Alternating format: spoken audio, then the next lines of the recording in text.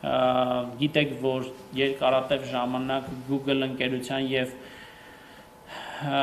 YouTube ընկերության հետ Հայաստանի Հանրապետության կառավարությունը, մասնավորապես բարձր տեխնոլոգիական արդյունաբերության նախարարությունը, ինչպես նաև արտաքին գործերի նախարարության մեր գործընկերները բանակցություններ էին վարում Հայաստանում YouTube-ի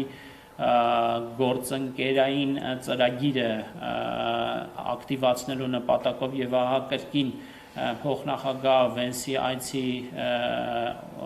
այցին ընթացքում Երևանում YouTube ընկերությունը հանդես եկավ հայտարարությամբ, որ այլևս մոնետիզացիան կամ դրամայնացումը գարնան է, համենայն դեպս մեզ հետ բանավոր զրույցներում նշվել է, որ ամենայն հավանականությամբ ապրիլի վերջին մայիսի սկզբին այլևս կակտիվացվի։ Մենք շարունակում ենք մեր բանակցությունները մի շարք համաշխարհային վճարահաշվարկային ծառայություններ մատուցող տեսակ ընկերությունների հետ,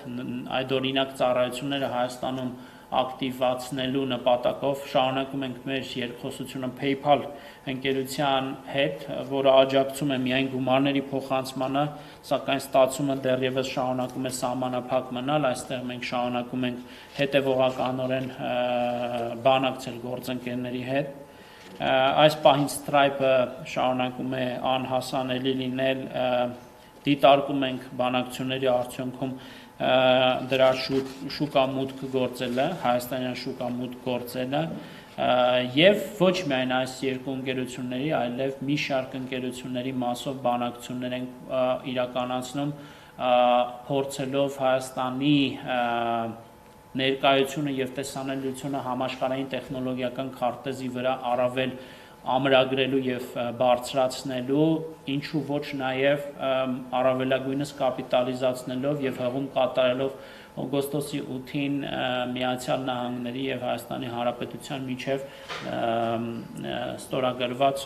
հուշագիր եւ դրանում ներկայացված բովանդակությունը։ Կարող եմ ասել, որ վերջերս նաեւ հանդես եկանք հայտարարությամբ լավ առիթ է եւս մեկ անգամ ընդգծելու, որ Starlink ընկերության Հայաստանում ծառայության ակտիվանալուց հետո մենք նաեւ SpaceX ընկերության հետ ունենք շատ որակյալ կոմունիկացիա եւ այդ աշխատանքները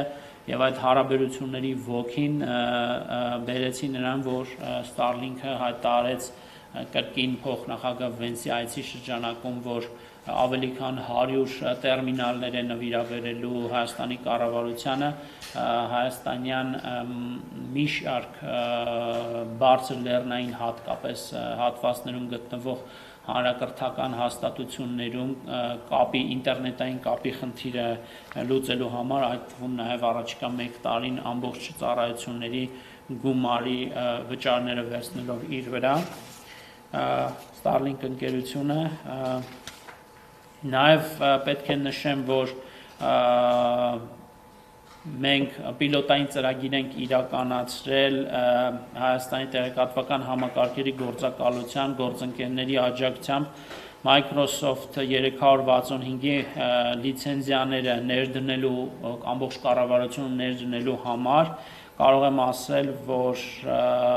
նախորդ շաբաթ վիրտուալ սերվերների մրցույթը արդեն իսկ հայտարարված է, մենք ակնկալում ենք, որ